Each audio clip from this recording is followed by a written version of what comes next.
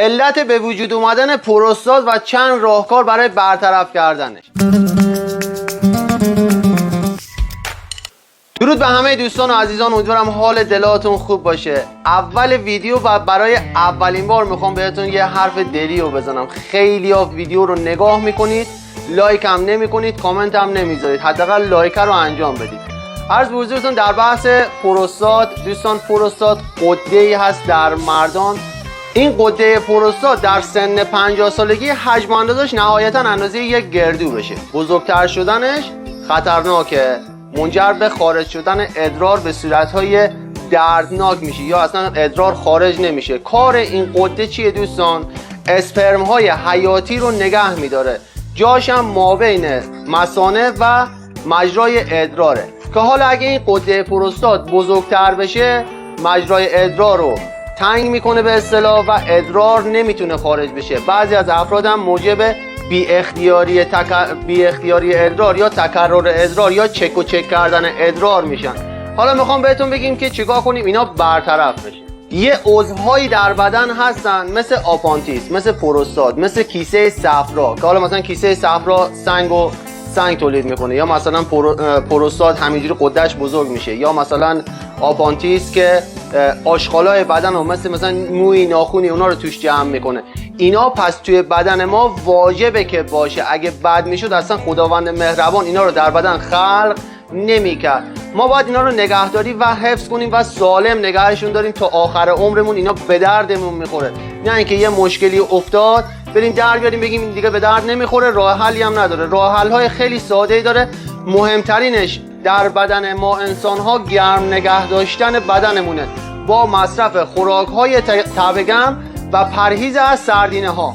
حالا الان این پروستات بزرگ شده، ملتهب شده، مجرای ادراریتون رو تنگ کرده. اولین راهکاری که باید انجام بدید، باید دوسین بخورید دوستان. باید دوسین و سرکه انگبین بخورید.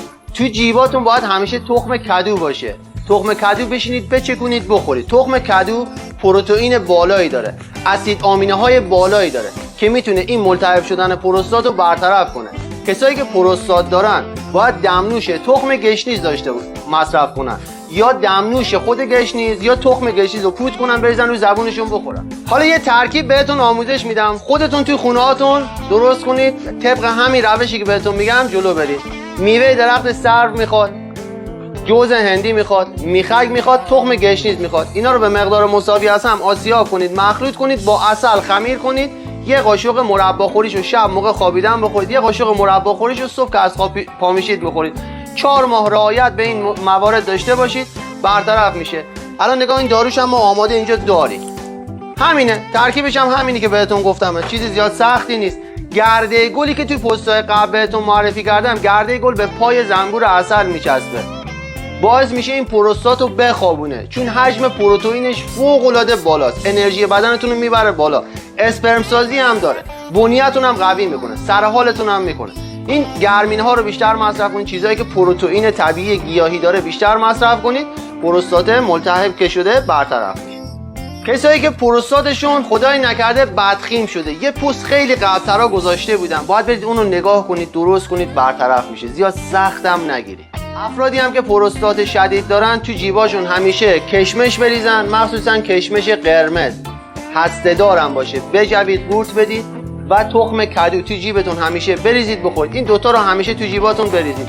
توی سر سفرتون هم همیشه توی سبزی خوردنتون سبزی گیشنیز باشه. اگه نمیتونید بخورید در طول روز 1 فنجان کوچیک هم که شده دمنوش تخم گیشنیز دم کنید، نوش جان کنید. و اما عسل و این دوستان نباید از خودشون جدا کنن. دوستان این ویدیو فوق العاده مهمه. افرادی که سن 40 به بالا رو رد کردن حتما این موارد رو رعایت کنن که خدای نکرده دچار پروستات نشن. این ویدیو رو ارسال کنید برای همه اقوام و دوستانی که سن 40 به بالا رو رد کردن. تا اینجا هم که میدونم ذخیره کردید. لایک اول ویدیو هم که دمتون گرمه. خدا قوت فراموش نشه.